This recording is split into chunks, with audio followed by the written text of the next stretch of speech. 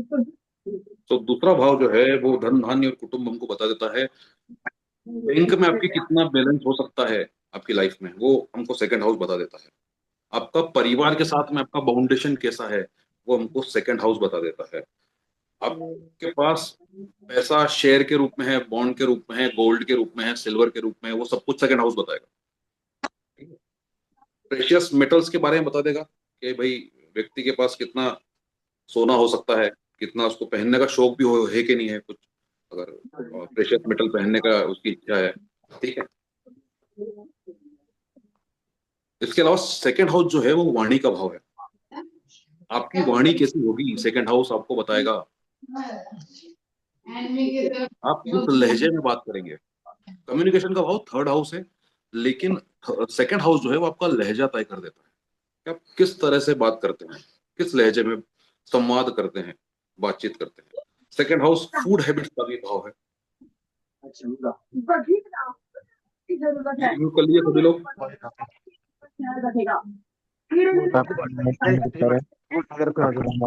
करीब सर 20। के बीच में आवाज आ रही है हाँ जी सर। मैम, कर रहा हूँ, सबको कर रहा हूँ मैं ऑल म्यूट।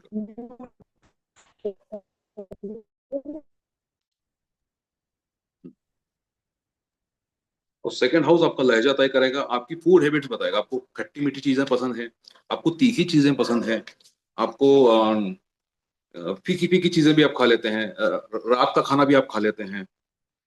ठीक है। या फिर आपको बिल्कुल सजी हुई थाली चाहिए कि जिसमें थोड़ी चटनी भी हो, अचार भी हो, रोटियां भी मिस्सी की भी हो, गेहूं की भी हो, ज्वार की भी हो, पूरी सजी हुई थाली चाहिए। या फिर आप कैजुअली कहीं पर भी कैसे भी हाथ में रोटी लेके, हाथ में भोजन लेके भी खा लेते हैं। तो सारी चीजें जो है उनको सेकंड हाउस बहुत अच्छे से एक्सप्लेन करता है। ठीक है। इसके अलावा सेकंड हाउस जो है वो विवाह के बारे में भी, संबंध के बारे में भी हमको थोड़ा सा इंडिकेट करता है ना। कुछ भाव ऐसे हैं जो प्राइम हाउसेस के रूप में काम करते हैं, कुछ भाव सपोर्टिंग हाउसेस के रूप में काम करते हैं। ठीक है। थोड़ा सा आगे बढ़ते हैं, फिर हम पीछे भी आएंगे फिर से इसको समझने के लिए कि एग्जैक्टली हाउसेस हमको किस तरह से, या फिर भाव भाव सिद्धांत हमको किस तरह से चीजों को देखने में मदद कर रहे हैं, है ना। सेकंड हाउस से हम आंखों को देख सकते हैं, है ना। ऐसा कहा जाता है ज्योतिष के कई आचार्य, कई देवज्ञ ऐसा बोलते हैं कि हम सेकंड हाउस से, है ना, हमारी दाई आंख देख सकते हैं, है ना, बाई आंख जो है वो 12वें भाव से देख सकते हैं। लेकिन मेरा ऐसा अनुभव रहा है कि हम आंखों की रोशनी की अगर बात कर रहे हैं तो उसको हमको सेकंड हाउस से देखना पड़ेगा। सूर्य चंद्र के अलावा शुक्र भी आंखों की रोशनी का कारक है ना। हमारी जिह्वा, उसको हम सेकंड हाउस से देखेंगे। स्पीच, फूड हैबिट्स, है ना हमारा। अ, ऐसा देखिए यहाँ पर, देखिए नोट्स में भी लिखा हुआ है ना, जो टीम है उसने लिखा है। बट मैं ऐसा नहीं मानता। आंखों की जो रोशनी है, रोशनी का कारक जो है वो दूसरा भाव है। हमारा मुंह, दांत, है ना, ये सब कुछ हम टीथ, ये सब कुछ हम सेकंड हाउस से देख सकते हैं। हमारी आहार नली का ऊपरी भाग सेकंड हाउस से देखा जाएगा। थर्ड हाउस की बात करते हैं तो थर्ड हाउस मुख्य रूप से कम्युनिकेशन का भाव है। कम्युनिकेशन का जब ये भाव बनता है तो जितने भी एस्पेक्ट हम कम्युनिकेशन के रूप में यूज करते हैं उन सब पर अप्लाई हो जाता है। जैसे कि अगर आप किसी से भी संवाद कर रहे हैं, चाहे वो मोबाइल फोन से कर रहे हो, चाहे इंटरनेट से कर रहे हो, चाहे आप और मैं आमने सामने जूम मीटिंग के थ्रू बैठे हुए हैं, ये सारी चीज थर्ड हाउस से कनेक्टेड है। और हम लोग भी जो आज जूम मीटिंग के थ्रू आपस में संवाद कर रहे हैं, बातचीत कर रहे हैं, तो कहीं ना कहीं हम सबका भी third house at a moment active active होगा। ठीक है। छोटे भाई बहनों को भी हम देखते हैं, mental capabilities, mental super powers जो होती है ना, वो भी हम थर्ड हाउस से देखते हैं कहीं ना कहीं। हम फर्स्ट हाउस से कॉन्शियस माइंड को देखते हैं, थर्ड हाउस से हम सब कॉन्शियस माइंड को भी देखते हैं। जैसे कि उसका उदाहरण इस तरह से हम दे सकते हैं कि जैसे कि आप देखते हैं कि छोटे बच्चे को मम्मी अगर वो चाटा मारने के लिए हाथ उठाती है, तो उसका एट ए मोमेंट, मतलब बिल्कुल सेकंड के भी बहुत सारे, मतलब माइक्रो सेकंड्स में भी उसका रिएक्शन क्या होता है, वो यूं करके बचने की कोशिश करता है। ठीक है ना। तो ये बचाव की जो मुद्रा है वो लाता कहाँ से है, तो वो सबकॉन्शियस माइंड से आती है। तो आपका सबकॉन्शियस माइंड कितना पावरफुली काम करता है वो आपको थर्ड हाउस बताएगा, है ना। कम्युनिकेशन की बात करो तो कम्युनिकेशन के जितने भी सेक्टर्स हैं वो थर्ड हाउस में आ जाएंगे। चाहे वो चिट्ठी पत्री भेज रहे हैं आप उसको, चाहे कबूतर के पैर में चिट्ठी बांध के राजाओं के समय में भेजी जाती थी, है ना, चाहे वो वाला सिनेरियो हो, चाहे मोबाइल फोन का सिनेरियो हो, इंटरनेट का हो, मास मीडिया का हो, ईमेल हो, व्हाट्सएप हो, कुछ भी थर्ड हाउस कनेक्ट करेगा। छोटे भाई बहन थर्ड हाउस से देखे जाएंगे, छोटे भाई बहनों के साथ में आप लोगों का बॉन्डिंग कैसा है, प्रेम पूर्वक है, छोटे भाई बहन आपसे बात करते हैं नहीं करते हैं, या फिर छोटे भाई बहन है भी या नहीं है आपके भाग्य में, वो भी थर्ड हाउस कनेक्ट करके आपको बता देगा। आपके पड़ोसी कैसे हैं, थर्ड हाउस बता देगा। और भी चीजें आपको दिख रही होगी, लॉस ऑफ मदर, है ना, इसको भी हम देखेंगे लेकिन थोड़ा सा रुक के देखेंगे, है ना। जैसे लिखा है इसमें गोइंग फ्रॉम द होम, है ना, ये तो ऐसा बोलते हैं ना छोटी यात्राएं थर्ड हाउस से देखते हैं। तो इस पर भी हम लोग आते हैं, थोड़ी देर के अंदर आएंगे ना। किसी भी तरह के डॉक्यूमेंट्स, है ना, या फिर आपकी हैंड राइटिंग या फिर आपके सिग्नेचर, सब कुछ थर्ड हाउस से देखे जाएंगे, सब कुछ। आपकी हैंड राइटिंग, सिग्नेचर, एवरीथिंग हम थर्ड हाउस से कनेक्ट कर सकते हैं। किसी को आप ये अगर बता दें कि भाई आपकी हैंड राइटिंग ऐसी होगी, बड़ी सुंदर होगी, या किसी को आप ये बता देंगे कि भाई बड़ी बकवास राइटिंग में लिखते हो आप, सब कुछ हम जान सकते हैं कुंडली को देखकर। इवन हम प्रश्न कुंडली का प्रयोग भी कर सकते हैं यहाँ पर।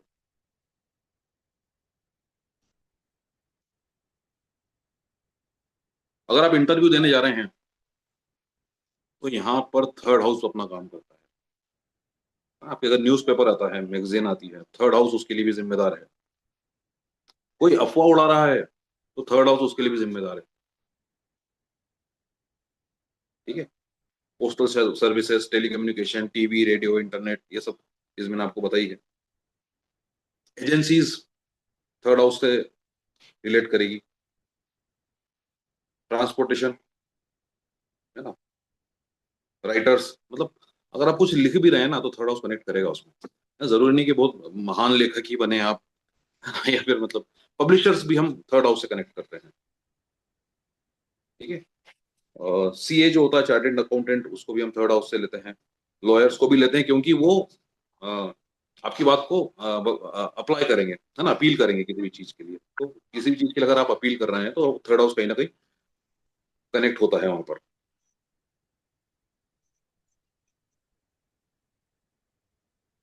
ठीक है। तो थोड़ी सी चीजें और है इसमें, उस पर हम लोग आते हैं। फोर्थ हाउस को देख लेते हैं एक बार, मोटा मोटा अंदाजा लगा लेते हैं। ठीक है। तो फोर्थ हाउस जो है वो मुख्य रूप से माँ का भाव है, मदर का।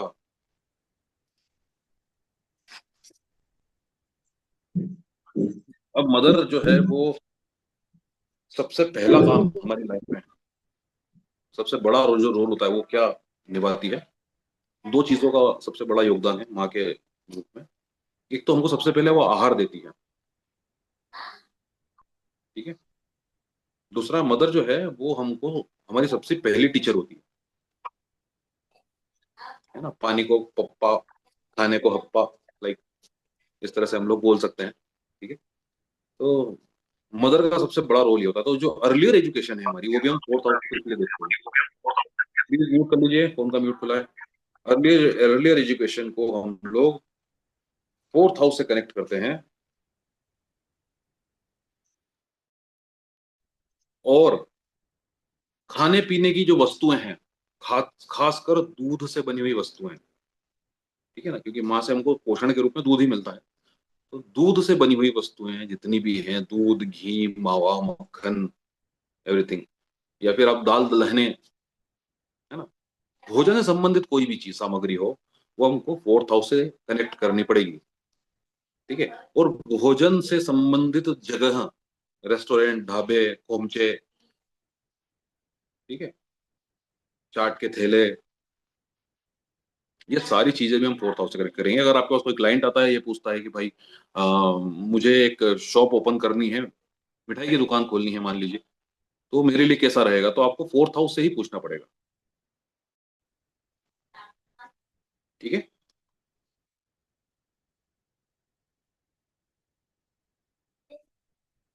चौथे भाव से जो है, हम एक चीज और देखते हैं, वो है स्टोर करके रखना किसी चीज को।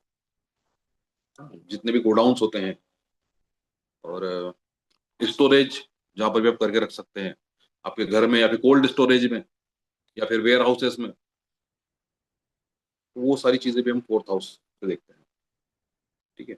प्रॉपर्टी है ना, माँ हमको क्या देती है, आश्रय देती है। सबसे पहला आश्रय हमारा जो होता है, वो किसी के घर में नहीं होता है, हमारी माँ की गोद में होता है। तो आश्रय जितने भी तरह के होंगे, चाहे वो भूमि भवन आपका, है ना, या फिर आप कहीं बाहर जाते हैं तो किसी होटल में लॉज में आश्रय लेते हैं, तो वो सारी चीजें हमको फोर्थ हाउस से पता चलेगी। ठीक है। इसके अलावा फोर्थ हाउस व्हीकल्स का भी है। कारण उसका यह है कि चंद्रमा जो है, वो कहीं ना कहीं फोर्थ हाउस से करेक्ट करता है, क्योंकि 4 नंबर की जो राशि होती है वो चंद्रमा की होती है। वो चंद्रमा यात्राओं का कारक है, तो इसलिए हम व्हीकल को भी फोर्थ हाउस से देखते हैं। ठीक है। फोर्थ हाउस से हम हमारे घर को भी देख रहे हैं, फोर्थ हाउस से हम व्हीकल्स को भी देख रहे हैं, मदर को भी देख रहे हैं, भाई मदर के साथ में किस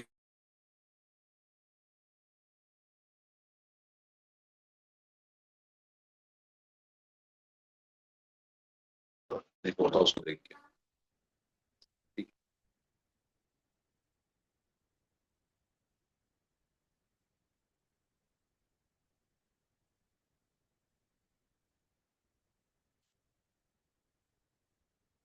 बॉडी पार्ट में लंग और हार्ट हम फोर्थ हाउस से देखते हैं। तो थोड़ा फिफ्थ हाउस की बात करते हैं, हम लोग पीछे भी आएंगे फिर से एक बार। फिफ्थ हाउस जो है वो नेचुरल क्रिएटिविटी का भाव है।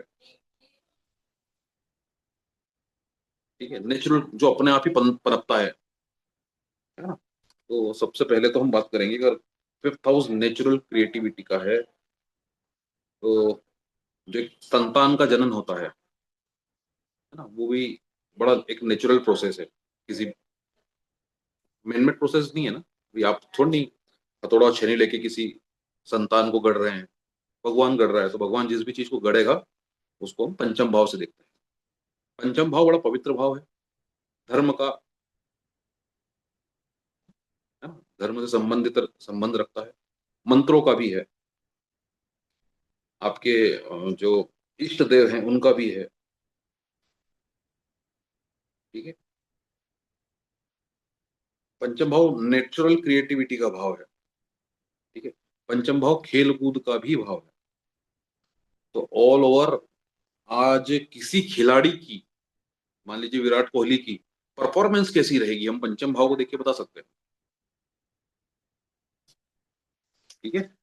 अभी थोड़ा सा एक सूत्र और है, वो भी मैं आप लोगों को बताना चाहूंगा। सूत्र ये बोलता है कि किसी भी भाव से गिनने पर 12वां भाव उस भाव के कार्यकत्वों को निगेट करता है, फलों को आने से रोकता है। ये भावत भावम सिद्धांत का मेरे अनुसार पहला सूत्र है।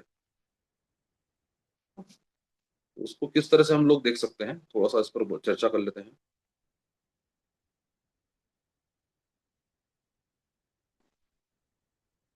जैसे कि ये पहला भाव है ना, यहाँ पे ए एस लिखा हुआ है, एसेंडेंट। थोड़ा सा बड़ा करने की कोशिश करता हूँ इसको।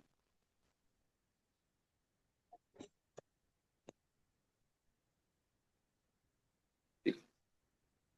यहाँ पर ए एस लिखा है, वो पहला भाव है। ये मैंने बताया 12वां भाव है, ठीक है ना। 12 तक गिन लेंगे, में 1 2 3 4 5 6 7 8 9 10 11 12। ठीक है। तो किसी भी भाव से जब हम गिनेंगे, किसी भी भाव से जब हम गिनेंगे, तो 12वां भाव कौन सा हो रहा है, तो अगर हम पंचम भाव से काउंटिंग स्टार्ट करें, पंचम भाव को 1 नंबर मान लिए फिफ्थ हाउस से, इसको बोले एक, तो 2 3 4 5 6 7 8 9 10 11 और 12वां, तो कौन सा हुआ, 5वें से 12वां हुआ फोर्थ हाउस। ठीक है, समझ में आया? क्लियर है? इस तरह से इशारा करिए मुझे सब लोग, समझ में आया हो तो। है ना? तो किसी भी भाव से 12वां भाव उसका पीछे वाला हाउस होगा। जैसे अगर फोर्थ की बात करें तो फोर्थ का 12वां कौन सा होगा? थर्ड। थर्ड का 12वां कौन सा होगा? सेकंड। सेकंड का 12वां कौन सा है? फर्स्ट। ठीक है। 12वें का 12वां कौन सा है? तो 11। ठीक है, बहुत बढ़िया। तो चौथा भाव जो है वो 5वें से 12वां है, और किसी भी 12वें भाव का जो, किसी भी हाउस का जो 12वां भाव होता है वो उस भाव के कार्यकत्वों को आने से रोकता है आपकी लाइफ में। है ना? किस तरह से रोकेगा? तो मैं बोल रहा हूँ कि पंचम भाव जो है वो संतान का भाव है, तो चौथा भाव संतान आने से रोकेगा। संतान संतति नहीं होने देगा, प्रोजेंसी नहीं होने देगा, गर्भ नहीं ठहरने देगा। ठीक है। तो चौथे भाव का एक गुण ये भी है कि वो संतान नहीं होने देता है। जिसकी कुंडली में भी 4 नंबर हमको बहुत बार दिख रहा है, ऐसे जातक को संतान होने की संभावनाएं बड़ी कम हो जाती है। ठीक है, यहां तक क्लियर हुआ होगा। चौथे भाव को, सॉरी, पंचम भाव को मैं कह रहा था कि ये नेचुरल क्रिएटिविटी का भाव है, तो इसको निगेट कर रहा है, नेचुरल क्रिएटिविटी को। फोर्थ हाउस खुद जो है वो मैन मेड क्रिएटिविटी का भाव है। क्षमा कीजिएगा, मैं 1 मिनट लूंगा सिर्फ पानी पीने के लिए। ठीक है।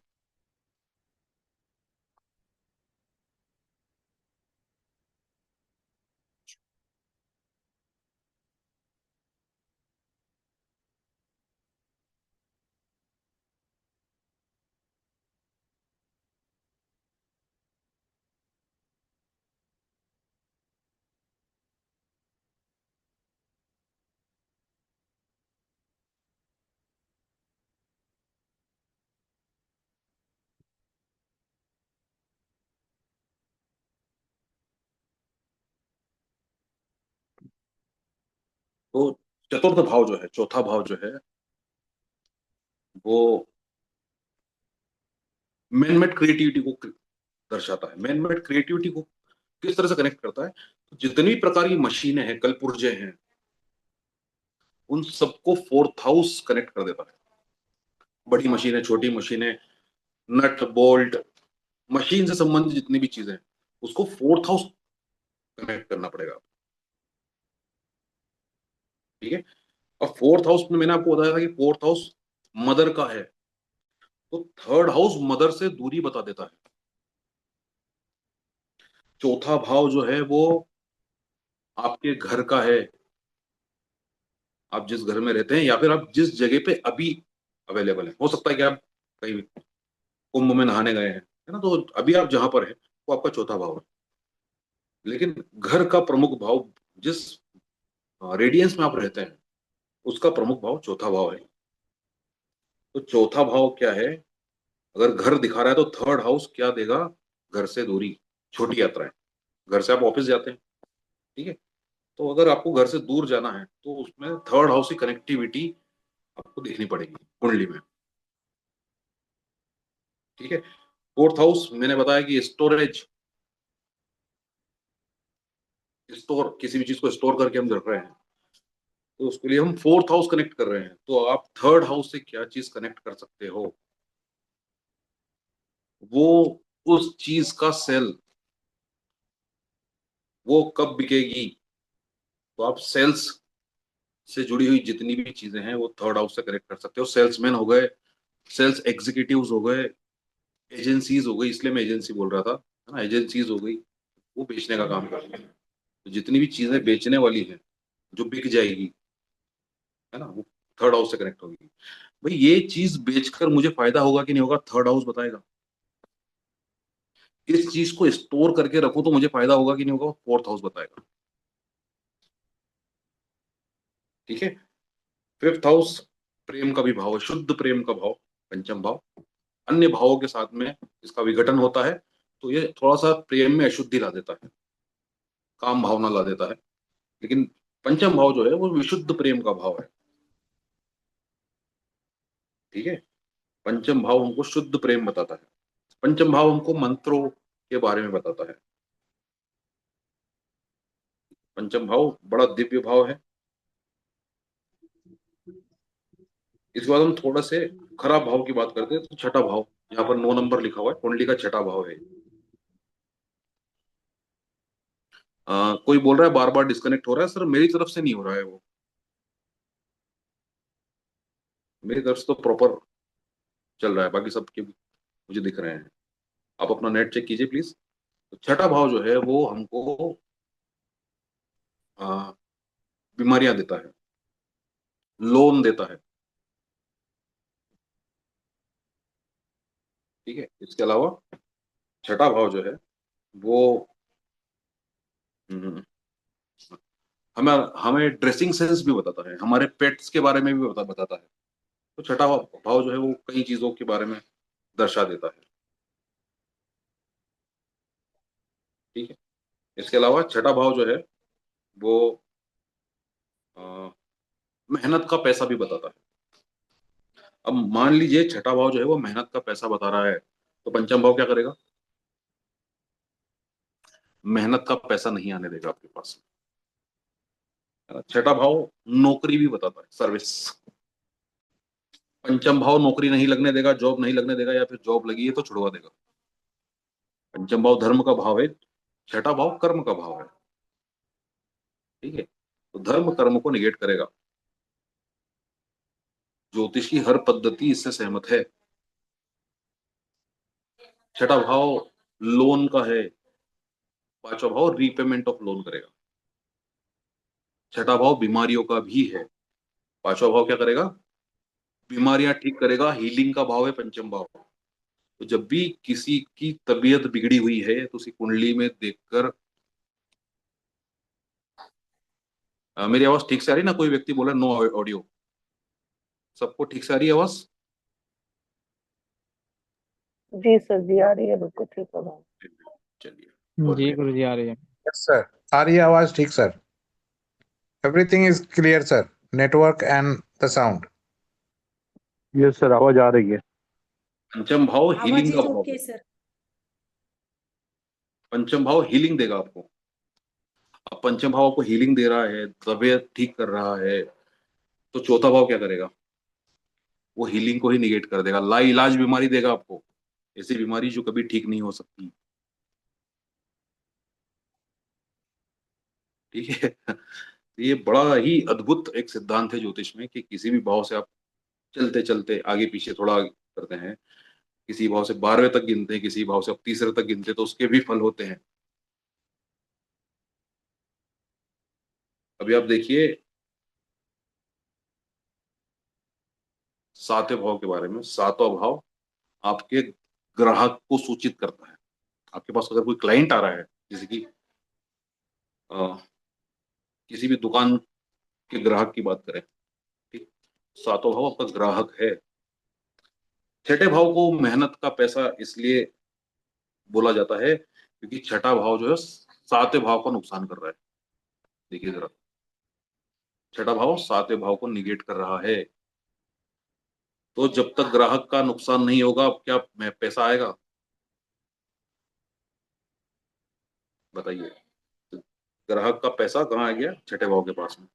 इसलिए मेहनत का पैसा हम छठे भाव से बोलते हैं। दूसरे भाव से हम धन बोल रहे हैं, पैसा बोल रहे हैं, लेकिन वो जो धन हम कमा चुके हैं, जो धन हम हमारी तिजोरी में रख चुके हैं, वो वाला धन है। ठीक है, आपके पास लाइफ में धन कितना रहेगा वो पंचम भाव बता रहा है, सॉरी सेकंड हाउस बता रहा है। लेकिन मेहनत का जो धन है, जो आप ग्राहक से या फिर अपने बॉस से सर्विस, उसको आपको जो भी स्किल्स आती है, अपनी स्किल को सेल करके जो सर्विस के बदले आप पैसा ले रहे हैं, वो छठा भाव है। सप्तम भाव से हम लोग पत्नी पति स्पाउसेस इसको भी देखते हैं, है ना? विवाह, है ना, वैवाहिक जीवन, ये सब कुछ सेवंथ हाउस बताएगा हमको। यहाँ पर 10 लिखा हुआ है इस कुंडली में। छठा भाव जो है वो सेपरेशन और डिवोर्स बताता है। ठीक है, तो इस तरह से ये गाड़ी चलती है। सप्तम भाव जो है वो हमारे पार्टनर्स का भी है, चाहे वो हमारे बिजनेस पार्टनर हो या फिर लाइफ पार्टनर हो। ठीक है। सप्तम भाव हमारे शत्रुओं का भी हो, जिनको हम जानते पहचानते हैं।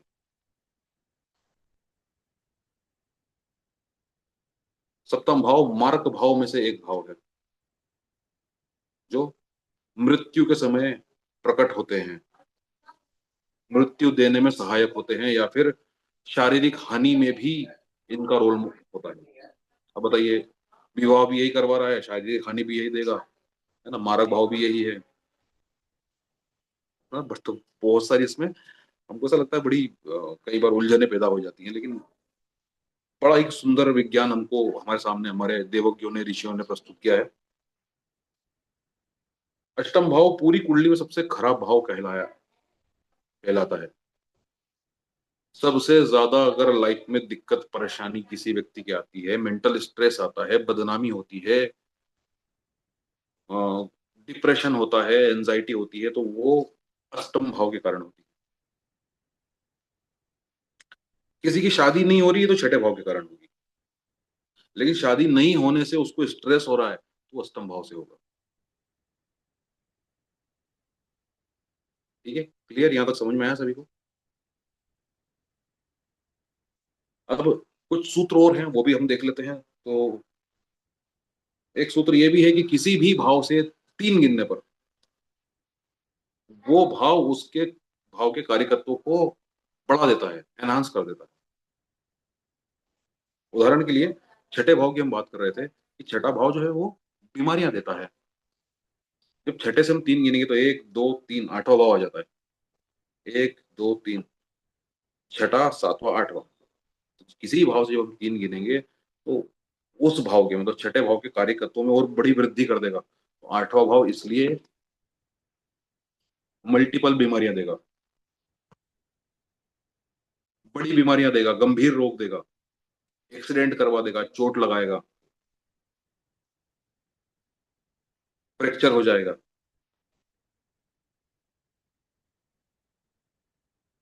ठीक है। छठा भाव हमको जॉब भी दे रहा है, तो आठवां भाव क्या करेगा, मल्टीपल जॉब दे देगा।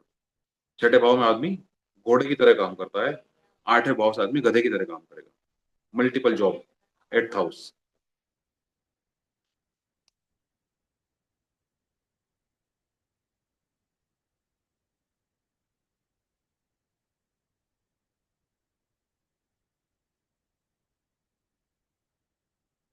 एट्थ हाउस और ऐसा सभी भावों के साथ में है। मैं आपको एक चीज और क्लियर कर दूं, जैसे कि पहला भाव हम खुद का मानते हैं, तो हमसे तीसरा हमारे छोटे भाई बहन है, भाई हमको ही एनहांस करा ना।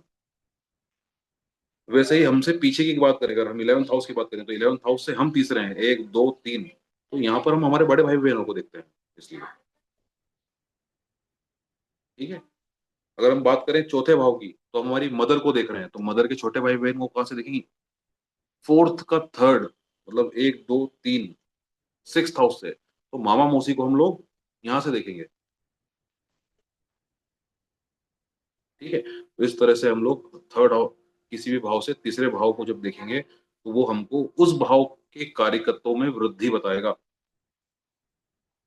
हम फर्स्ट हाउस से कॉन्शियस माइंड देख रहे हैं, क्यों हम सबकॉन्शियस माइंड को थर्ड हाउस से देखते हैं।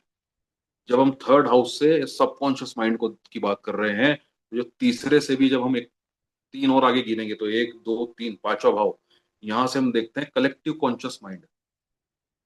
हम बोलते हैं ना, पिछले जन्म के संस्कार जो हम इस जन्म में लाते हैं, वो पंचम भाव के कारण ही आ पाते हैं।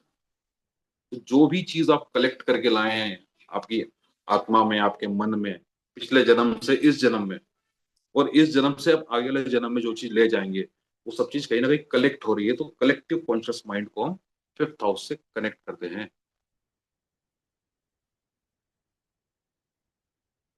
ठीक है। तो हर भाव से तीसरा भाव उस भाव के कार्यकर्ताओं को एनहांस कर देगा, लेकिन कुछ चीजों में अपवाद भी है। कुछ एक या दो जगहों में अपवाद है। जैसे कि सिक्स्थ हाउस की बात करें, तो सिक्स्थ और सेवंथ जो है वो नुकसान ही पहुंचाते हैं, सिर्फ बिजनेस के मामले में फायदा करेंगे, दोस्त हो जाते हैं। जैसे कि सिक्स सॉरी सेवंथ हाउस से हम लोग बिजनेस को देखते हैं, तो बिजनेस से होने वाला फायदा जो है वो सिक्स दिला देता है।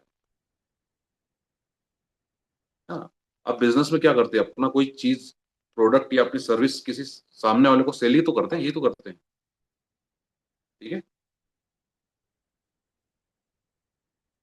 चलिए 8 हाउस हमको कुछ अच्छी चीजें भी देता है, गिफ्ट हमको 8 हाउस दिलाता है, बीमे का क्लेम आपको 8 हाउस दिलाएगा। ठीक है, पैतृक संपत्ति 8 हाउस दिला देगा। और एक चीज और बताना चाहूंगा कि किसी भी भाव से, है ना, जैसे कि हम पहला भाव देख रहे हैं और पहले भाव से दूसरा भाव कौन सा है, तो ये वाला है। ठीक है, तो पहला भाव हम है, दूसरा भाव हमारा पैसा है। ठीक है, तो सातवां भाव हमारी पत्नी है और आठवां भाव उसका पैसा है। मतलब हमको दहेज कितना मिलेगा, आठवां भाव बता देगा। और आप आठवां भाव हमको ये भी बता देगा कि एग्जैक्टली आपकी जिससे शादी होने वाली है, जैसे कि मान लेते हैं कोई कन्या है, कोई महिला है जिसको विवाह करना है, या फिर कोई पुरुष है जिसको विवाह करना है किसी कन्या से, तो अगर ये पहले से ही पता पड़ जाए कि यार जैसे ही मेरी शादी इससे होगी, तो मेरे तो पैसों के टोटे पड़ने वाले हैं यार, क्योंकि इसकी कुंडली में मतलब इसकी कुंडली में इसके पति के पास पैसा नहीं होगा। मेरी कुंडली भी तो है, लेकिन इसकी कुंडली के हिसाब से इसके पति के पास पैसा नहीं होगा। ठीक है, तो हम ये भी चीज कनेक्ट कर सकते हैं कहीं ना कहीं से, चाशनी के तार जांच सकते हैं, बहुत ही बारीक बारीक चीजों को हम लोग यहाँ पर देख सकते हैं, बहुत सूक्ष्म तक हम जा सकते हैं यहाँ पर। ठीक है, अभी आप देखिए 9th हाउस की बात करते हैं। 9th हाउस जो है वो पिता का भाव है,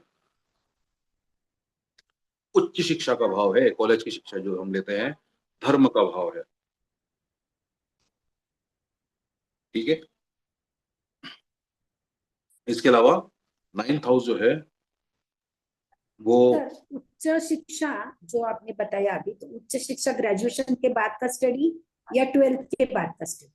नहीं नहीं, एक तो अर्लियर एजुकेशन है ना, कि आपने हाँ। एबीसीडी सीख ली, गिनती सीख ली, कैलकुलेशन हम्म, सीख लिए, है ना, हम्म, आपने पोएम्स बोलना सीख ली। ठीक है, हाँ, तो एक गांव के बच्चे के लिए जो होगी, वो हो सकता है कि ये भी उच्च शिक्षा में ही आता हो, है ना, किसी सिटी के बच्चे के लिए ये तो प्राइमरी हम्म, एजुकेशन हो गई। ठीक है, तो हाँ, आपको देश हाँ, काल परिस्थिति थोड़ी सी लगानी पड़ेगी कि आप रहते कहाँ हो, है ना, अच्छा अच्छा, ओके। तो उसके हिसाब से फिर आप तय कर सकते हैं। अभी 9th हाउस उच्च शिक्षा दे रहा है हमको, तो आप देखो 8th हाउस उच्च शिक्षा नहीं लेने देगा। 9th हाउस हमको फादर के बारे में बता रहा है, 8th हाउस जो है वो पिता से दूरी बनवा देगा।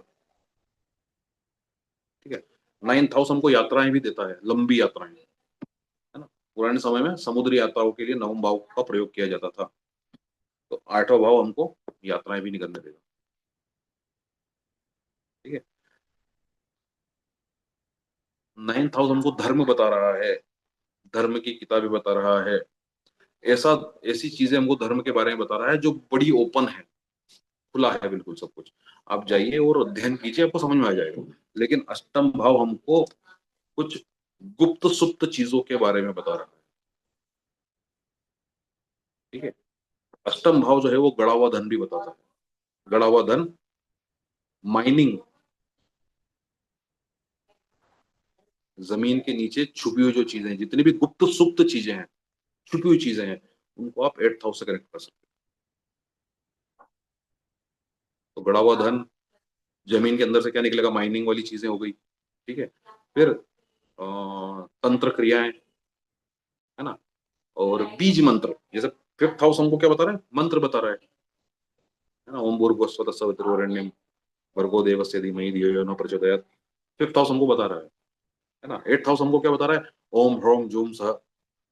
ठीक है, तो बीज मंत्रों का प्रयोग अष्टम भाव, तंत्र प्रयोग अष्टम भाव, मारण मोहन वशीकरण उच्चाटन स्तंभन, ये सब कुछ हमको 8th हाउस बता रहा है। ठीक है, 8th हाउस और 12th हाउस दोनों ही रिसर्च के भाव भी हैं। अगर आपको रिसर्च वर्क करना है तो आपको 8th हाउस से कनेक्ट करना पड़ेगा। ठीक है, तो अष्टम भाव बड़ा वास्ट है, बहुत खराब खराब चीजें दे रहा है, लेकिन उतनी ही गुप्त विद्याएं भी आपको प्रदान कर रहा है ना। तो अगर किसी के जीवन में बड़ी ही दिक्कत परेशानियां चल रही है तो उसको इन गुप्त सुप्त चीजों का प्रयोग करना चाहिए। मेडिटेशन को भी 8th हाउस ही दिखाता है, दर्शाता है।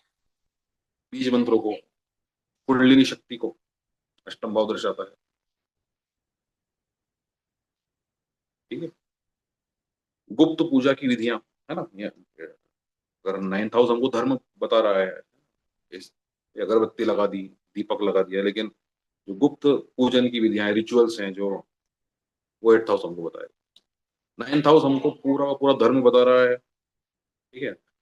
10th हाउस हमको 100% कर्म बता रहा है। आपकी आजीविका, प्रोफेशन, 10th हाउस। आप जॉब करेंगे या बिजनेस, 10th हाउस। आपका समाज में कितना नाम होगा, 10th हाउस। ठीक है। अगर प्रोफेशन हमको 10th हाउस दे रहा है, 9th हाउस क्या कर रहा है, प्रोफेशन की बैंड बजा देगा। धर्म का भाव है जबकि। ठीक है। 10th हाउस हमारा इज्जत, नाम, शोहरत बहुत बढ़ाता है। 10th हाउस, 6th हाउस, लगन, सूर्य, चंद्रमा, मंगल इन हाउसेस में होते हैं तो सरकार से या फिर सरकारी नौकरी भी लगती है। सरकार से बेहद बढ़िया कनेक्शंस होते हैं, सरकारी लोगों से कनेक्शंस होते हैं ऐसे लोगों को। ठीक है। सरकारी नौकरी में भी बड़े काम आते हैं। सर एक 11th बार हाउस, रिपीट कीजिए ना वापस, 10th हाउस। इसकी रिकॉर्डिंग मैं आपको दे दूंगा मैम, क्योंकि समय कम है, थोड़ा बातें ज्यादा ओके। करनी है हमको, बहुत सारी चीजों पर हमको बात करनी है अभी। तो अच्छा 11th हाउस सर जो है, रिकॉर्डिंग के बारे में बात करनी जाएगी। रिकॉर्डिंग सर आपको मे बी आधे घंटे या 1 घंटे के अंदर या फिर कल सुबह आपको ग्रुप में मिल जाएगी। Okay sir, thank you. ठीक है। तो जो है 11th हाउस हमारी किसी भी तरह की इच्छा पूर्ति करने में मददगार साबित होगा। किसी भी तरह की इच्छा पूर्ति आपकी 11th हाउस कर देगा। ठीक है। इसके अलावा 11th हाउस आपके दोस्तों को भी दर्शाएगा कि भाई आपका फ्रेंड सर्कल कैसा है। आपके बड़े भाई को भी 11th हाउस बताएगा कि आपके बड़े भाई हैं या नहीं है ना। जैसे कि मेरे पास एक कुंडली आई थी कुछ दिनों पहले, तो मैंने बोला उनको, भाई आपके बड़े भाई हैं अभी? तो बोले मेरा बड़ा भाई नहीं है। तो मैंने बोला यार आपकी मदर से पूछो कि कोई आपके पहले कोई गर्भपात या फिर गर्भ तो नहीं गिर गया था। तो उसने बोला हाँ यार एक ऐसा हुआ है ना। तो 11th हाउस आपको क्लियर क्लियर बता देगा कि बड़ा भाई बहन होंगे भी या नहीं होंगे। ठीक है। इसके बाद ये देखिए, आप एक चीज नोटिस कीजिए कि 9th हाउस से थर्ड है 11th। 9th हाउस से हम हमारे पिता को देख रहे थे, फादर को, 9, 10, 11। तो हमारे पिता के भाई, है ना, हमसे तीसरा, हम हमारे छोटे भाई, पिता से तीसरा उनके छोटे भाई बहन। तो हमारी बुआ और काका जी को 3rd हाउस कनेक्ट करेगा। ठीक है। सॉरी 11th हाउस दर्शाएगा। 11वां भाव बहुत सारी चीजें नहीं दिखाता है, कुछ कुछ चीजें बताता है, लेकिन बड़ी ही अ, हमारी लाइफ को एकदम से बदल देने वाली चीजों को बताता है। अगर आपको लाइफ में किसी भी तरह की घटनाएं, अगर आपकी लाइफ में घटनाएं घटित करवानी है तो आपको 11th हाउस का इस्तेमाल करना ही पड़ेगा। 11वां भाव ही करवाएगा। अगर आपको घर लेना तो भी 11वां भाव चाहिए, आपको बच्चा चाहिए तो भी 11वां भाव चाहिए, आपको अगर आपको शादी करना है तो भी आपको 11वां भाव चाहिए, आपको आपको गाड़ी घोड़ा लेना है तो भी आपको 11वां भाव से कनेक्ट करना पड़ेगा। आपको अगर कोई साधना कर रहे हैं उसमें सिद्धि चाहिए तो भी 11वां भाव को कनेक्ट करना पड़ेगा। हर चीज में आपको अगर आपकी इच्छा पूर्ति कराना तो 11वें भाव को आपको कनेक्ट करना ही पड़ेगा। ठीक है। 11वां भाव जैसे कुंडली में बहुत सारा या बहुत बार दिखता है तो हम ऐसा बोलते हैं, ऐसा बोल सकते हैं कि वो व्यक्ति जो है उसे काफी दोस्त होंगे। 12वां भाव जो है, 12th हाउस जो है, वो हमको बताता है, 12th हाउस दर्शाता है कि जीवन में नुकसान किस तरह के मिलेंगे, किन किन चीजों से हमको नुकसान मिलेगा, वो 12th हाउस बताएगा। क्योंकि व्यय भाव है, नुकसान का भाव है। ठीक है। हम्म, सर एक रिक्वेस्ट कर सकता हूँ, आप बुरा ना माने तो? हाँ जी। सर म्यूट कर दीजिए लोगों को, वो अनजाने में उनके पीछे से आवाज आ रही है, यहाँ भी खराब हो रही है आवाज और रिकॉर्डिंग में भी खराब हो जाएगी। ओके ओके, प्लीज भैया, बड़ी शिकायतें आ रही हैं आप लोगों की, थोड़ा ध्यान रखिए, क्लास आप लोगों के लिए ही हो रही है। ठीक है। तो 12 भाव हमको हर चीज में नुकसान प्रदान करता है। और आप देखेंगे कि लगन से 12वां है तो लगन को भी नुकसान पहुंचाएगा। 12वां भाव शयन सुख के बारे में भी बोला जाता है। शयन सुख के बारे में ना लोग थोड़ा अटपटी चीज सोच लेते हैं, है ना, कुछ अजीब चीजें भी सोच लेते हैं। शयन सुख से तात्पर्य है कि अगर आप नींद में गए हैं तो आपकी नींद की क्वालिटी कैसी है। तो नींद की क्वालिटी को 12th हाउस बता देता है ना। बीच में ही उड़ गए, आधी नींद में ही उड़ गए, या फिर बहुत गहरी नींद में सोए, बोले मजा आ गया है सो के, मैं बिल्कुल रिफ्रेश हो गया, तो 12th हाउस बता देगा इस चीज के बारे में। और मैं आपसे एक बात ये बोलना चाहूंगा, अभी ये जो छोटी छोटी चीजें ना, ये तो आप डेली की निकाल सकते हो। यार आज की नींद कैसी होगी, कल कैसी नींद आएगी, परसों कैसे की, वो क्लियर क्लियर आपको इंडिकेट कर देगा। ये उसका एक तरीका होता है, वो तरीका भी मैं आप लोगों को समझाऊंगा आगे चल के। ठीक है। इसके अलावा 12वां भाव जो होता है वो ऐसी चीजों का होता है, ऐसी जगहों का होता है जिसके बारे में आपने देखा सुना नहीं है कभी, है ना। 12वां भाव नई दुनिया को दर्शाता है ना? तो आप जब सपनों में पहुंच जाते हैं तो वहां एकदम नई दुनिया में पहुंच जाते हैं, है ना। कौन सी सिचुएशन कब घटित हो जाएगी आपको पता नहीं है। तो सपनों के बारे में भी हम 12th हाउस से कनेक्ट कर सकते हैं, नींद के बारे में भी कर सकते हैं। ठीक है। और फॉरेन लैंड, है ना, वो भी हमको पता नहीं कि भाई फॉरेन लैंड कैसा होगा, कैसी जगह होगी, तो उसमें भी हम इस रूल को अप्लाई कर सकते हैं। ठीक है। लोनलीनेस, और एक शब्द और है बहुत अच्छा, हम्म, एकांत, एकांतिकता, ये सब कुछ 12th हाउस से होता है ना। और आपको जो आइसोलेशन। आइसोलेशन भी बोल सकते हैं उसको। और इंग्लिश में बहुत अच्छा शब्द है, क्योंकि एक नॉवल हाल ही में मैंने पढ़ा है, गाबो का है। उसको साल्वेशन बोलते हैं। हाँ, आइसोलेशन तो है ही, लोनलीनेस है। Salvation salvation salvation. Sir solitude. Solitude abundance. नहीं, अबेंडेंस नहीं, सॉलिट्यूड। ठीक है ना, सब सॉलिट्यूड हम साल बोल सकते हैं। उसको तो ये साल्वेशन दो बोलते हैं। चीजें हैं, एक तो लोनलीनेस है, एक सॉलिट्यूड हम बोल सकते हैं। हाँ, एक तो सर साल्वेशन तो एकांतिकता है, मोक्ष हो गया। और हाँ जी, साल्वेशन तो मोक्ष हो गया और सॉलिट्यूड हो गया बिल्कुल मोक्ष, मोक्ष अकेले में मोक्ष के रह के बारे में ना, मजा करना। एक्चुअली क्या है, मोक्ष के बारे Melancholy. में हमको हमारे पास बहुत सारी, मतलब धरातल पे कोई जानकारी नहीं है कि मोक्ष मतलब क्या एग्जैक्टली, Melancholy. है ना। इसलिए मैं उसका प्रयोग नहीं कर रहा था, अन्य आचार्य करते हैं उसका प्रयोग।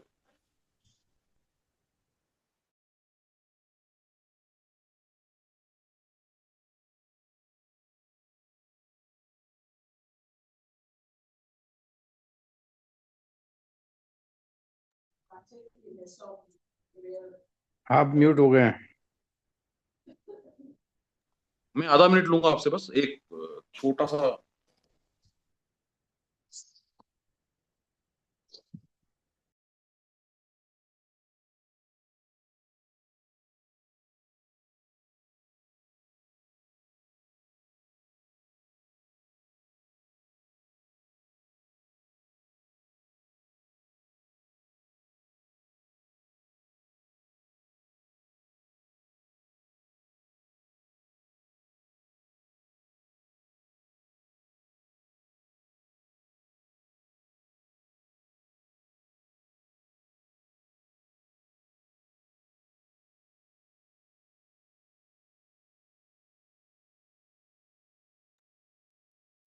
हाँ जी, शायद मैं आपको अब दिख नहीं रहा हूँ, बट मैं आपसे बातचीत करूंगा। तो जो सॉलिट्यूड होता है ना, एक होती है लोनलीनेस, है ना। तो जब आप पहाड़ों पे चले जाते हैं, है ना, तो वहां पर आप बिल्कुल अकेले हो जाते हैं, लेकिन आपको अच्छा लगता है। ठीक है। लेकिन आप जब लोनली हो जाते हैं, जब आपके पास आसपास कोई नहीं होता है, ना पत्नी बसती है, ना बच्चे आपके साथ रहते हैं, बिल्कुल एकांत में ही, एकांतिकता में ही आप संलिप्त हो जाते हैं, तो ऐसे में हम लोग कहेंगे कि वो थोड़ी सी खाती है हमको, है ना। तो वो दोनों चीजों को हम लोग यहाँ से देख सकते हैं। कहाँ से? 12th हाउस से। अब इसको हम किस तरह से देखेंगे, है ना। और 12th हाउस एक चीज में और बड़ी हेल्प करता है ना, आपकी हीलिंग में भी मदद करता है। आपका नुकसान तो कर ही रहा है, लेकिन आपकी हीलिंग प्रोसेस में हेल्प कर देता है। क्योंकि जब आप एकांत में चले जाते हैं और अगर आपको कोई बीमारी है तो जल्दी ठीक होती है। तो इसलिए हम लोग हॉस्पिटल्स को 12th हाउस से देखते हैं, है ना। फिर अब हॉस्पिटल्स में बहुत भीड़ होती है। पुराने टाइम में जब बहुत कम औषधालय थे, है ना, तो लोगों को भेजा इसलिए जाता था क्योंकि घर में 15-15, 20-20 मेंबर्स होते थे, है ना। वो हील ही नहीं हो पाता था। तो हॉस्पिटल्स को हम 12th हाउस से इसलिए देखते हैं, है ना। आपको दंड मिल रहा है ना, तो जेल में आपको एक तरफ पटक दिया जाता है समाज से कि अब तुम यहाँ समाज में मत रहो, तुम जेल में रहो। तो जेल में कौन लोग रहते हैं? जिनको कारावास दिया जाता है, एकांतवास दिया जाता है। तो इसलिए हम जेल को भी 12th हाउस से कनेक्ट करते हैं। तो हम कारावास के बारे में भी बता सकते हैं कि भाई इस व्यक्ति को भाग्य में कुछ ऐसी संभावनाएं हैं कि इसको कारावास हो सकता है, ये फॉरेन ट्रेवल करेगा, इसकी नींद अच्छी होगी, इसकी खराब होगी, इसको सपने बुरे बुरे आते होंगे। ठीक है, ये सारी प्रिडिक्शंस हम 12th हाउस से कर सकते हैं। ठीक है। तो ये था पूरा 12 भावों का आख्यान, है ना, जिसमें हमने सीखा कि किसी भी भाव से हम दूसरा भाव देखेंगे तो उसके धन का भाव हो जाएगा। जैसे पंचम भाव से दूसरा देख लेंगे, संतान का धन हमको पता पड़ जाएगा। 7वें से दूसरा हमने देख लिया 8वां भाव, तो हमको हमारी पत्नी का धन का बारे में, हमारे पति के धन के बारे में पता पड़ गया है। ठीक है। किसी भाव से हम 12वां देख रहे हैं तो उसको नुकसान पहुंचा रहा है ना। जैसे कि हम 12वें भाव की बात करें, ठीक है, वो उसका 12वां भाव कौन सा है? 12वें का 12वां 11वां है। अब 11वां भाव की खास बात यह है कि वो इच्छा पूर्ति देता है, तो 12वें भाव के लिए भी इच्छा पूर्ति कर देगा, जबकि उससे 12वां है। तो क्या इच्छा पूर्ति कर देगा? तो वो गुप्त इच्छाएं जो होंगी उस जिस जातक के मन में, जो गुप्त सुप्त रूप से पड़ी होंगी कि यार भाई ये काम करना है, लेकिन ये किसी को पता नहीं, सिर्फ उसी को पता है। तो गुप्त इच्छाओं की पूर्ति भी 11वां भाव कर देता है 12वें भाव से जुड़ने से।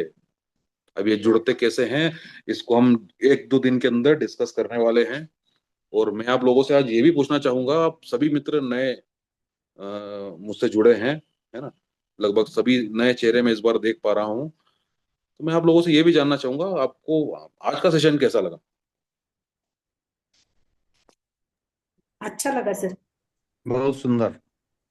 आपको वो नॉलेज ठीक से मिल knowledgeable. पाया जो एग्जैक्टली मैं देना चाह रहा था, या फिर उससे कमतर मिल पाया है, या फिर आप जैसा एक्सपेक्ट कर रहे थे उससे बेहतर है?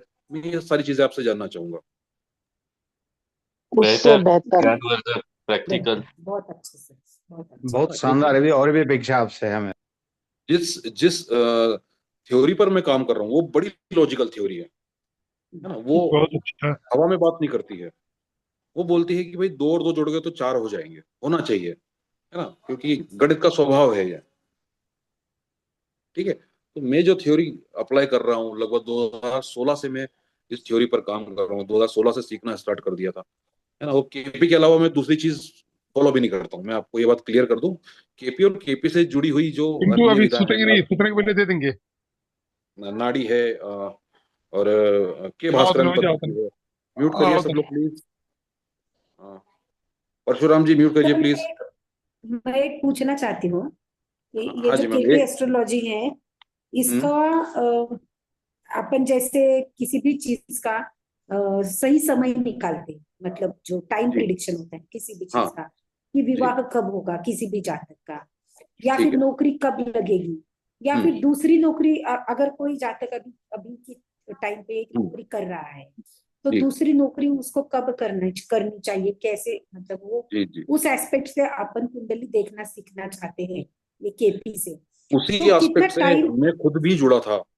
मैं आप लोगों को एक हाँ। क्लियर कर दूं कि मैंने भी जब पहली बार, मैं 2012 से ज्योतिष पढ़ा था उज्जैन में। आप नेट पर सर्च करेंगे तो जहाँ से उज्जैन मध्य प्रदेश में मैं रहता हूँ, महाकाल पंचांग निकलता है। वहाँ के जो आचार्य थे कुल्लू का ज्योतिष परिवार से, उनसे वैदिक ज्योतिष की मैंने अभ्यास किया। और 2016 में, 2015 में शायद दिसंबर के आसपास मुझे पता पड़ा कि कोई ऐसी पद्धति भी है, कृष्णमूर्ति पद्धति पद्धति जिसको बोलते हैं, जिसमें हम बहुत ज्यादा एग्जैक्ट और बिल्कुल पिन पॉइंटिंग की बात कर सकते हैं। राइट। तो तो वहां से इसको मेरी समय मतलब कितना लगता है? ये जो आप अभी बेसिक से पढ़ाएंगे हमें सब सूत्र, जी मैम, तो ये बेसिक से लेके इसको इसको टाइम इसको कितना लगता मैं आपको वो बता देता हूँ कि इसको मैंने डिजाइन ऐसा कर दिया है मैम, है ना। है? हाँ क्योंकि मैं कई आचार्यों से पढ़ा हूँ, है ना। मैं हाँ आचार्य के हाँ नाम हाँ। भी आपको बता देता हूँ। मैं सबसे पहले विशाल गोहिल सर से पढ़ा था। उसके बाद हम्म, मैंने भरत शर्मा जी इंदौर के हैं, उनसे पढ़ा। उसके बाद मैंने हम्म, के भास्करन पद्धति का जो है वो विनोद जोशी सर से देवास में सीखा, है ना। तो मैं कई आचार्यों से पढ़ा हूँ। हम्म, तो इस ये जो थ्योरी जो जो मैं बता रहा हूँ, जैसे भाई के भास्करन पद्धति है, केपीएस हम्म, कृष्णमूर्ति पद्धति है ना, या फिर हम उमंग तनेजा सर है, उनसे भी मैं पढ़ा हूँ, है ना। तो नाड़ी पद्धति पर वो काम करते हैं। तो इन सारी पद्धतियों में से जो सूत्र ऐसे हैं जो बिल्कुल 1000% अप्लाई होते हैं, ये सारे सूत्र मैं आप हम्म, लोगों के लिए ला रहा हूँ। हम्म, जो अप्लाई ये होते आप हैं वो सूत्र पारासरी के कैसे। बारे में बताएंगे? पारासरी। हाँ सर, जो सूत्र जो हैं अप्लाई नहीं हो पा रहे हैं, जैसे कि पराशरी ज्योतिष की सर बात कर रहे हैं, तो पराशरी ज्योतिष में कई सूत्र ऐसे हैं जो गड़बड़ हो जाते हैं, है ना। एक हम्म, जगह पर लागू होते हैं, वहीं पर वो दूसरी जगह पर अपोजिट बात कर देते हैं, हम्म, ठीक है ना। तो यहाँ पर सर ऐसा है कि मैंने जैसे पहले ही बोला कि अगर आप एक और एक दो जोड़ रहे हैं तो दो होना उसका तय है, तो ही हम आगे बढ़ेंगे, अन्यथा नहीं बढ़ेंगे। कृष्णमूर्ति नहीं पद्धति मतलब, में जुड़ी हुई, एक आपने मिनट ऐसा। की बात पूरी कर लूं पहले। कृष्णमूर्ति हम्म, पद्धति में जो सबसे सुंदर बात मुझे लगी, हम्म, वो यही लगी कि भाई सूत्र की जब बात की जा रही है तो सूत्र अप्लाई होते हुए हमको दिख रहे हैं। ऐसा कोई भी सूत्र मैंने अभी तक नहीं देखा कि जो अप्लाई नहीं हुआ। अगर अप्लाई नहीं हो रहा है तो वहां पर कुंडली गलत है, कुंडली का समय गलत होगा, कुंडली की प्लेसमेंट गलत होगी, अयनांश में दिक्कत होगी। हम्म, सूत्र गलत नहीं हो सकता। अगर आप सूत्र लगा रहे हैं तो वो 100% वहीं पर ही जाके पिन पॉइंट होगा। ओके। उसका कारण ये है कि कृष्णमूर्ति जी जो हैं वो दो तीन थ्योरी को एक साथ अप्लाई करते हैं। अयनांश में वो खुद का अयनांश यूज करते हैं, लाहिरी अयनांश, या अन्यथा दूसरे अयनांश का यूज नहीं करते हैं। वो प्लासिडस सिस्टम का यूज करते हैं कृष्णमूर्ति पद्धति में, है ना। वो भाव आरंभ का इस्तेमाल करते हैं, है ना। मैं आपको एक बार कृष्णमूर्ति पद्धति में देखिए मोबाइल में ही मैं कोशिश करता हूँ आप लोगों को दिखा दूं, है ना। एक चीज है बड़ी सुंदर है, या फिर अगर आप कहेंगे तो मैं कल दिखा दूंगा। ये सर दिखाइए, दिखाइए। ठीक है।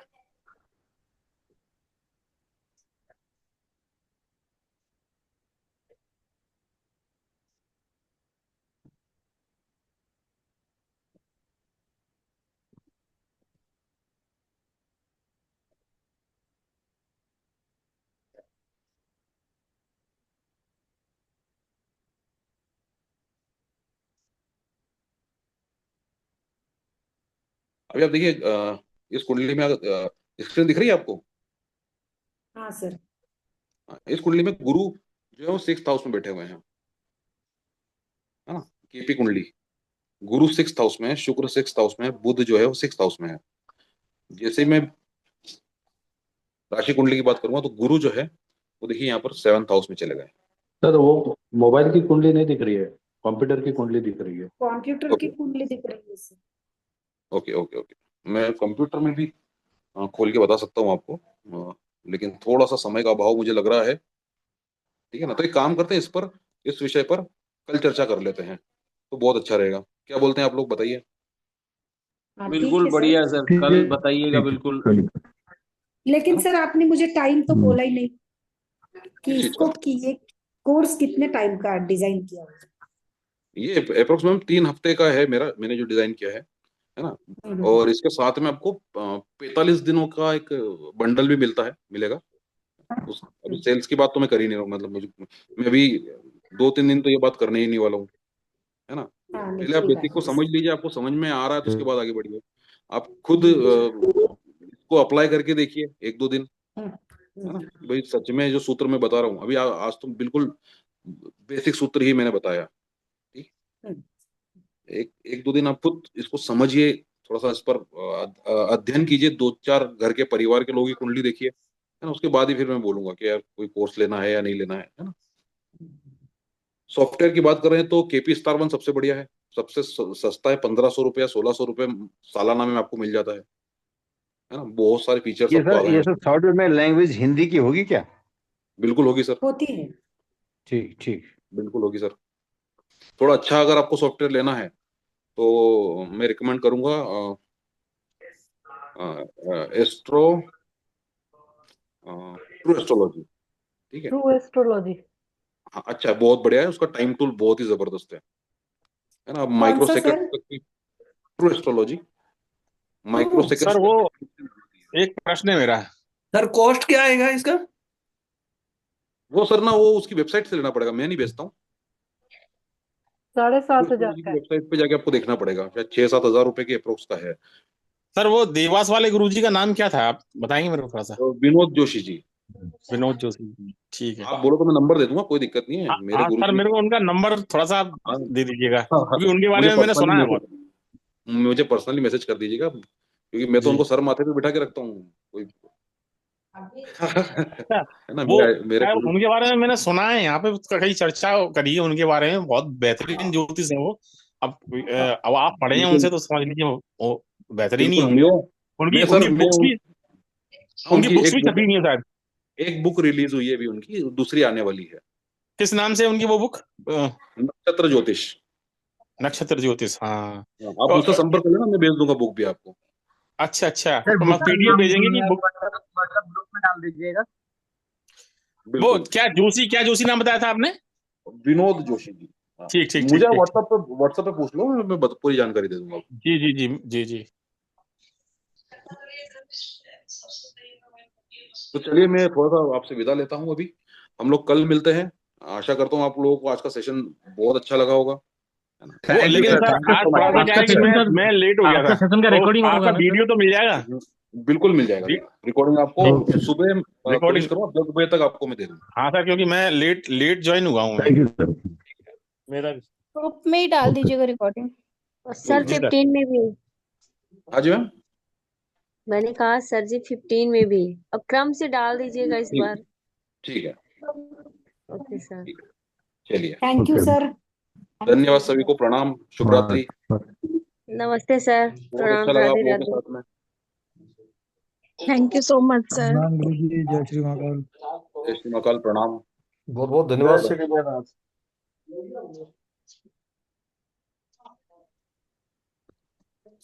Thank you very much sir. Sir Vinod sir शुभ के नाम रात्रि विनोद सर। सोनलाल जोशी।